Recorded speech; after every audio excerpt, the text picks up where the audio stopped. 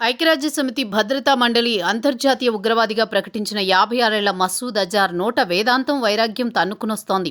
భారత్ మీద గత 3 దశాబ్దాలుగా అనేక రకాలుగా ఉగ్రదాడులకు స్కెచ్ గీసి ఎంతో మంది అమాయకులను పొట్టనబెట్టుకున్న మసూద్కి ఇప్పుడు తన సొంతవారు, సోదరి, బావ, మేనకోడలు భారత్ చేసిన ఆపరేషన్ సింధూర్ దాడిలో మరణించడంతో దుఃఖం దొర్లుకుంటూ వస్తోంది. తాను పెంచి పోషించిన, తాను ఆవహింప చేసుకున్న ఉగ్రభూతమే తన కుటుంబాన్ని కాటువేసిందని ఇంకా మసూద్ అజార్ తెలుసుకోలేకపోవడమే విషాదం. తన వారు అంతా అల్లా వద్దకు అతిథులుగా వెళ్లిపోయారని, ఆ బృందంలో తాను కూడా ఎందుకు లేను అని బాధపడుతున్నానని అన్నట్లుగా పీటీఐ వార్తా సంస్థ ఒక కథనాన్ని వెలువరిస్తోంది.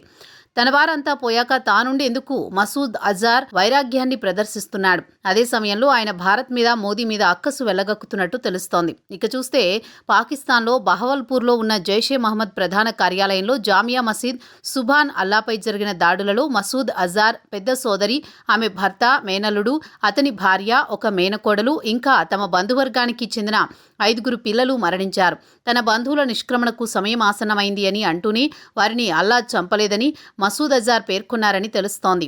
ఇక మసూద్ అజార్ గురించి చూస్తే 1994లో భారత్లో అరెస్టై అనంతరం ఎయిర్ ఇండియా ఐసీ 814 విమానం హైజాక్ ఘటన తర్వాత విడుదలై పాక్లో ఉంటున్నాడు. అతను జైల్లో ఉన్నాడని ఎన్నో అబద్దాలాడిన పాక్ ఆయనకు రాచమర్యాదలు చేస్తూ జనావాసాలున్న చోటనే అపరిమితమైన భద్రత కల్పిస్తోంది. ప్రపంచానికి మాత్రం అతనితో ఎలాంటి సంబంధం లేదని చెబుతోంది.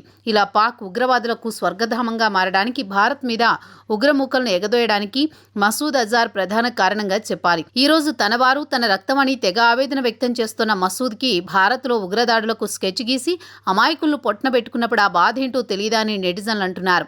నరేంద్ర మోదీ మీద, భారత్ మీద రగులుతోన్న ఈ అంతర్జాతీయ ఉగ్రవాది నిజంగా తన బంధువుల బృందంలో ఉండి పైలోకాలకు పైనం కట్టాల్సినది అని అంటున్నారు. కానీ ఎక్కడో మిస్ అయ్యి ఈ రోజు భారత్ మీద ప్రతీకారం అంటూ ఓవర్ యాక్షన్ చేస్తున్నాడని నెటిజన్లు మండిపడుతున్నారు.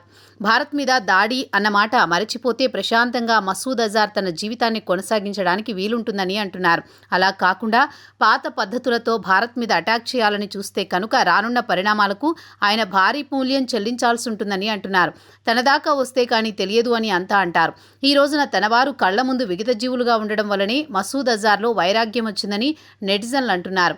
ఈ ఘటనపై తనకు ఎలాంటి విచారం గానీ, నిరాశ గానీ లేదని ఈ కరడుగట్టిన అంతర్జాతీయ ఉగ్రవాది అంటున్నాడు. అంటే భారత్ మరింత జాగ్రత్త వహించాల్సింది, అలాగే గట్టి నిఘా పెట్టి మసూద్ అజార్ పని పట్టాల్సిందని అంటున్నారు.